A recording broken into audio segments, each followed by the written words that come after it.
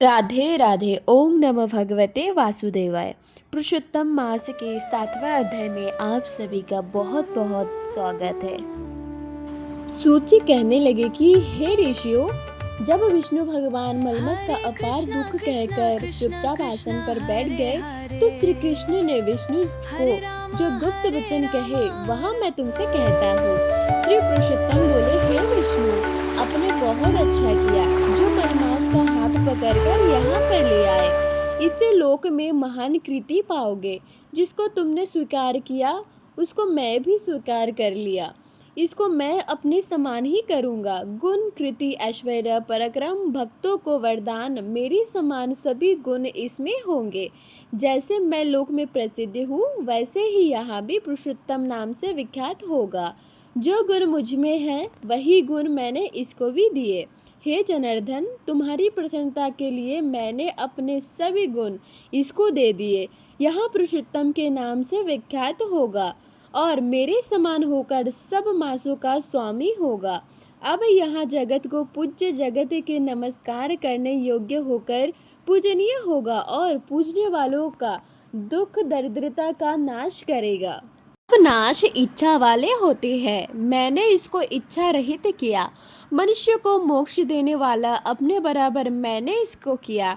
जो कोई इच्छा रहित या इच्छा वाला इसको पूजेगा वह अपने किए कर्मों को भस्म करके निस्संदेह मुझको प्राप्त करेगा। हे गरुड़ध्वज, महाभाग्यशाली यति, ब्रह्मचारी, महात्मा, निराहारी भी मेरे परम स्थान को प्राप्त नहीं होते हैं, परंतु पुरुषोत्तम के भक्त मास भर में जन्म मृत्यु से रहित जो बिना परिश्रम के ही हरि के पद को पा सकते हैं। सब साधनों में श्रेष्ठ, सब काम तथा अर्थ का देने वाला यह पुरुषोत्तम मास सुवसाध्य योग्य है। जैसे हल से बोए हुए बीज करोड़ों गुना बढ़ाते हैं, वैसे ही पुरुषोत्तम मास में किया हुआ पुण्य कोटि गुना बढ़ाता है। चतुर्मास के व्रत यज्ञों द्वारा स्वर्ग में जाकर वहां के भोगों को भोग कर फिर इस पृथ्वी में आते हैं, किंतु जो पुरुषोत्तम मास का आदर से विधि पूर्वक सेवन करता है वह अपने कुल का उद्धार करके मुझको ही प्राप्त होता है। जो महाज्ञानी मनुष्य इस मास में जप, दान आदि नहीं करते और अच्छे कर्म नहीं करते, देव तीर्थ तथा ब्रह्मांड में वैर करते हैं, वे दुष्ट भाग्य वाले दूसरे भाग्य वाले हैं। उनको खरगोश के सिंह के समान स्वप्न में भी सुख नहीं होगा। जब मूर्ख मनुष्य मेरे प्रिय मलमास का तिरस्कार करेंगे वे सदैव ही नरक के गामी होंगे। जो पुरुषोत्तम मास के निर्मित 3 वर्ष में धर्म का आचरण नहीं करते वह कुंभी पाकदी नरकों में पड़े रहते हैं। जो अज्ञानी पुरुष स्त्री, पुत्र, पौत्र आदि के बंधन में फंसा रहता है वह अज्ञानी दुख रूपी दवानल में पड़ रहता है। इसके अज्ञान से मेरे प्रिय अत्यंत पुण्यदान पुरुषोत्तम मास बीत गया, उनको कैसे सुख प्राप्त हो सकता है। श्रेष्ठ भाग्यशाली जो स्त्रियां पुत्र सुख सौभाग्य के लिए पुरुषोत्तम मास में स्नान, दान तथा पूजन करेगी उसको मैं सौभाग्य, संपत्ति, सुख, पुत्र दूंगा। और जो मेरे इस मास को ऐसे ही व्यतीत कर देगी उनको मेरे प्रतिकूल और स्वामी से सुख बिल्कुल भी नहीं होगा। भाई, पुत्र, धन तथा सुख तो उनको स्वप्न में भी प्राप्त नहीं हो पाएगा। अतः सब मनुष्य को मेरे इस मास में स्नान, पूजा, जप आदि करना, विशेष करके अपनी शक्ति के अनुसार दान करना चाहिए। इससे भक्ति और श्रद्धा से पुरुषोत्तम मास में मेरी पूजा की वह धन तथा पुत्र का सुख भोग कर अंत में मेरे ही गोलोक में वास करेगा। मेरी आज्ञा से सभी मनुष्य मल मास को पूजेंगे। मैंने सब मासों में उत्तम जिसको किया, इसीलिए हे रमापते, तुम चिंता छोड़कर पुरुषोत्तम मास को लेकर बैकुंठ को जाओ। लिए विष्णु भगवान की जय। अब हम सुनते हैं पुरुषोत्तम मास में सुनी जाने वाली कहानी। किसी गांव में 2 देवरानी जेठानी रहती थी। देवरानी तो पूजा पाठ वाली थी, धर्म कर्म वाली थी, लेकिन जेठानी को तो पूजा पाठ बिल्कुल भी अच्छा नहीं लगता था। उसका कोई पूजा पाठ में मन ही नहीं लगता था। वह कभी पूजा नहीं करती थी, कोई धर्म का काम भी नहीं करती थी, किसी को एक गिलास पानी तक भी नहीं देती थी और अपनी देवरानी से भी मना किया करती थी। देवरानी से कहती, तू क्या सारा दिन इस पूजा पोती में लगी रहती है? कभी मेरे साथ निकलकर बाहर चलकर गांव में चलेंगे, औरतों के साथ बैठकर बातें करेंगे। लेकिन देवरानी जो थी मना कर देती और कहती, जी जी मेरे से तो ये सब बातें नहीं होती, मेरा तो अपनी पूजा पाठ में ही मन अच्छा लगता है। जेठानी इस बात में बड़ी परेशान होती कि वह तो चाहती थी देवरानी का पूजा पाठ बंद हो जाए। वह इसलिए क्योंकि सभी लोग देवरानी का बड़ा मान करते थे। अरे यह तो बड़ी पूजा पाठ वाली है, धर्म कर्म वाली है, और यह सब जेठानी से बर्दाश्त नहीं होता था। यह बातें सुनकर जेठानी को अच्छा नहीं लगता था और वह कोशिश करती थी कितना भी हो सके इसकी पूजा में रुकावट डाल सके, विघ्न डाल सके। रोज कोशिश करती, रोज कुछ नए नए काम करती कि उसकी पूजा पाठ में विघ्न पड़ जाए, लेकिन भगवान की कृपा से ऐसा नहीं हुआ। देवरानी अपनी पूजा पाठ कर रही लेती थी। एक समय पुरुषोत्तम का महीना आ गया था। अब देवरानी तो थी ही धर्म कर्म वाली, तो उसने पुरुषोत्तम मास के व्रत रखना शुरू कर दिए। रोज पुरुषोत्तम मास में व्रत करती, मंदिर जाती, सुबह 4 बजे उठती, नहाती धोती और नारायण नारायण जाप करती, अपने घर में पूजा पाठ करती और फिर मंदिर जाती। और जाते समय उसने आंगन में क्यारी में फूल लगा रखे थे, जिसमें से अच्छे अच्छे फूल तोड़कर ले जाती और भगवान विष्णु जी के चरणों में चढ़ाती। जब जेठानी ने देखा कि देवरानी तो पुरुषोत्तम मास का स्नान कर रही है, व्रत कर रही है, रोज पूजा पाठ कर रही है, फूल तोड़कर ले जाती है, तो उसे क्या किया, रोज सुबह उठकर सारे फूल कर तोड़ना शुरू कर दिया। जितने भी फूल खिलते वह सुबह सवेरे उठकर सारे फूलों को तोड़कर जमीन पे डाल देती, नष्ट कर देती। कहती, देखती हूँ अब क्या लेके जाएगी। फिर देवरानी बेचारी क्या करती, जो टूटे फूटे फूल जमीन पे पड़े रहते थे उन्हीं को, पंखुड़ी को इकट्ठी करती और उन्हें धोती और भगवान नारायण के चरणों में चढ़ा देती और भगवान से प्रार्थना करती कि हे भगवान, मेरे पास तो यही है, आप इसी को स्वीकार करो। ऐसे ही दिन बीतते गए और पुरुषोत्तम मास के 5 दिन रह गए। भगवान लक्ष्मी नारायण जी देवरानी की भक्ति से बहुत प्रसन्न थे। उन्होंने सोचा चलो इसकी भक्ति की परीक्षा करते हैं। उन्होंने बुरे ब्रह्मांड के रूप में ब्रह्मानी का वेश बनाया और उसी गांव में आ गए जहां पर एक देवरानी और जेठानी रहती थी। जहां वे दोनों रहती थी उस गांव में पानी भरने के लिए गांव से बाहर एक कुआं था। सबको वहीं पर पानी भरने जाना पड़ता था, तो दोनों देवरानी जेठानी हमेशा साथ में जाती, अकेले अकेले नहीं जा पाती। एक दिन की बात है, मैं पानी भरकर वापस आ रही थी तो उन्होंने देखा पेड़ के नीचे बूढ़े ब्राह्मण ब्राह्मणी बैठे थे। दोनों ने उनको रोक लिया। ब्राह्मण ब्राह्मणी से दोनों को रोका और कहने लगे, हमें थोड़ा सा पानी पिला दो। तो जेठानी तो कहने लगी, मैं तो नहीं पिलाऊंगी, इतनी दूर से भर कर लाई हूँ, मैं नहीं पिला रही पानी। देवरानी कहने लगी, चलो कोई बात नहीं, तुम मेरे घर से पानी पी लो। उसने दोनों को पानी पिला दिया। तब वे दोनों कहने लगे, हम यहाँ गांव में कुछ दिन के लिए रहने आए हैं, यही पास ही हमने अपनी झोपड़ी बनाई है, क्या तुम हमारे लिए वहाँ पर भी पानी की व्यवस्था कर दोगी? हम भी बहुत बूढ़े हैं, पानी भरने नहीं जा सकते, तुम अपने लिए पानी भरने जाओगी तो हमारे लिए भी भर लाना। तो देवरानी बोली, ठीक है, मैं तुम्हारे लिए भी पानी भर कर ला दूंगी। तो उसी दिन भी उसने अपने जो घड़ा भर कर लाई थी उसमें से आधा पानी उनकी झोपड़ी में रख दिया। और अगले दिन जब उसने नियम बना लिया, जब भी पानी लेने के लिए जाती, पानी भरने के लिए जाती, तो एक घड़ा उनके लिए भी ले जाती, आते वक्त उनके झोपड़ी में रख देती। इस बात को देखकर जेठानी उसे बहुत ताने मारने लगी।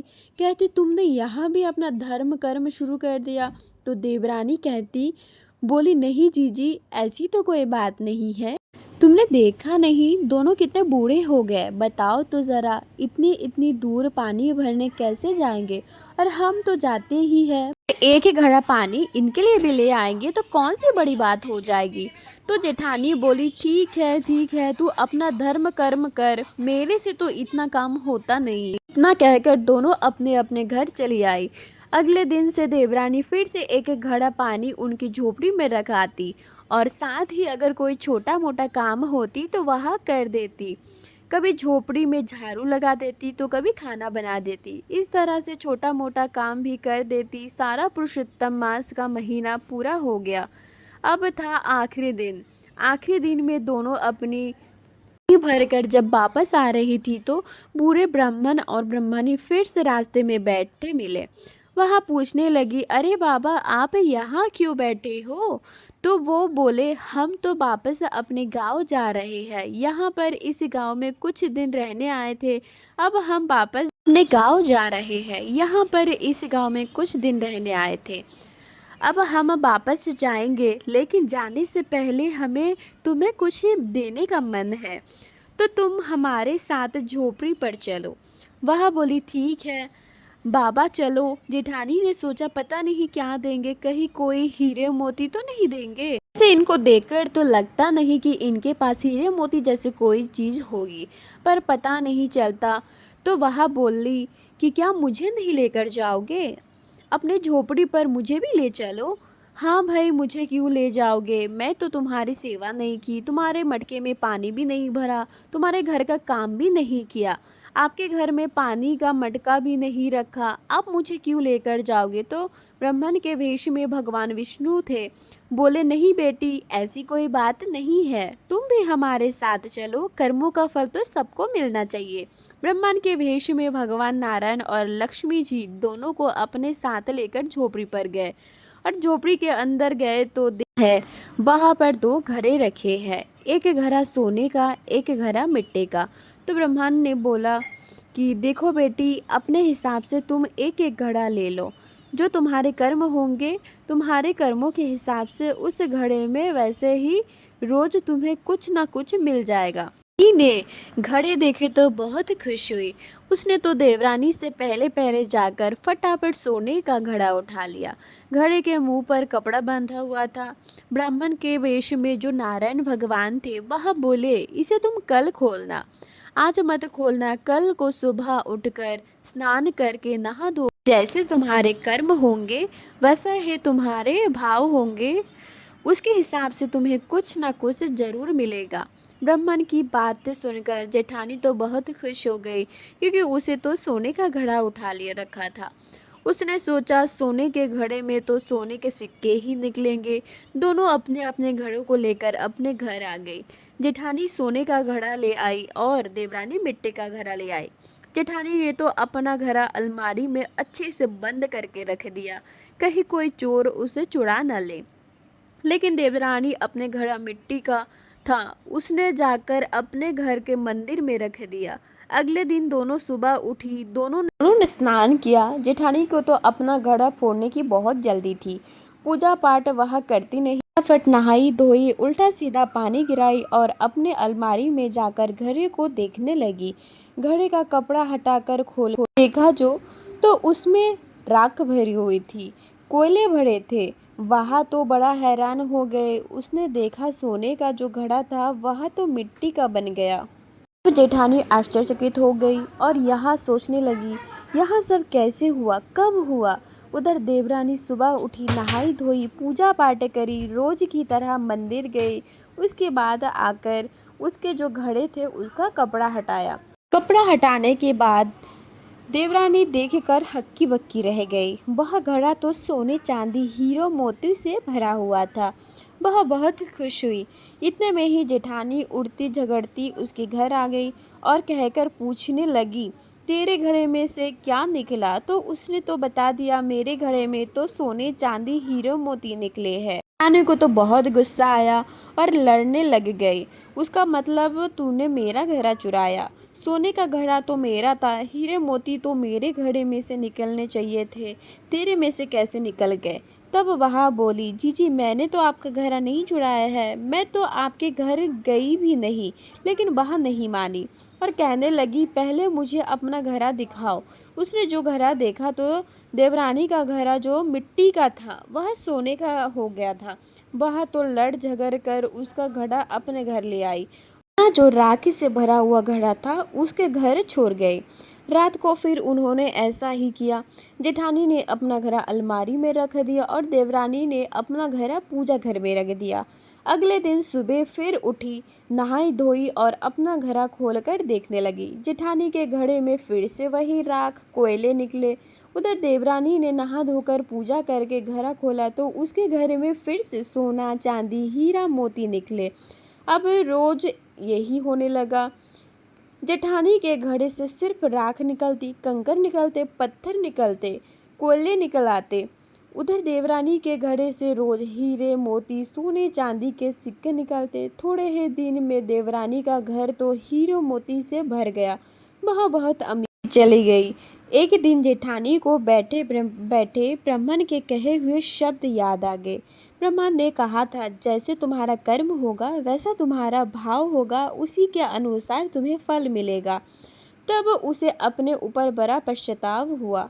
मैंने पुरुषोत्तम महीने में कोई भी पूजा नहीं की, अपनी देवरानी के पूजा में भी रुकावट डाली, साथ ही कोई धर्म का काम भी नहीं किया, कोई दान भी नहीं किया। शायद इसी कारण मुझे इस तरह का फल मिल रहा है। मेरे कर्म ही बुरे थे जो मुझे कोयले और कंकर पत्थर मिलने थे। भागी भागी अपने देवरानी के घर गई और उससे माफ़ी मांगने लगी और कहने लगी, मैंने तुम्हें बड़ा परेशान किया है, मुझे माफ़ कर दो। तब देवरानी बोली, कोई बात नहीं जीजी, आपको अपनी गलती का एहसास हो गया। इसके बाद देवरानी और जेठानी मिलकर दोनों रोज पूजा पाठ करते, दोनों मिलकर मंदिर जाते और भगवान विष्णु की पूजा करते। पुरुषोत्तम का महीना आने पर दोनों ने पुरुषोत्तम महीने के साथ साथ में स्नान किया, दान किया, व्रत पूजा की और भगवान की कथाएं सुनी। इस तरह से देवरानी और जेठानी दोनों को पुरुषोत्तम माह के स्नान का फल मिला और दोनों के घर अन्न धन से सुख समृद्धि से भर गई। हे पुरुषोत्तम भगवान, जैसे आपने पुरुषोत्तम स्नान का फल देवरानी और जेठानी को दिया वैसे ही सबको देना। बोलिए पुरुषोत्तम भगवान की जय हो। बोलिए विष्णु भगवान की जय हो। जय श्री कृष्ण। ऐसे और कथाओं के लिए हमारे चैनल को सब्सक्राइब कर लीजिए। मिलते हैं अगले वीडियो पर। राधे राधे।